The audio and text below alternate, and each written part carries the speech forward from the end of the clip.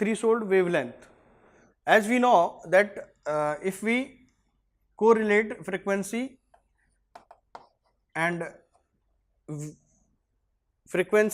wavelength and speed of light.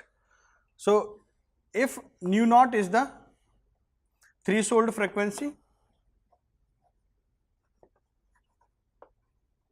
then lambda naught is equal to c by nu naught. If nu naught is minimum, then lambda is maximum. So what is threshold wavelength? It is the maximum wavelength of the radiation which is required to eject the photoelectron from the metal surface. So this is maximum value and this is minimum value.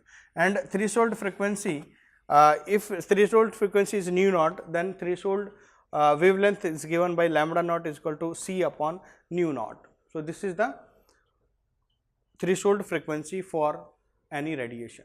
Thank you.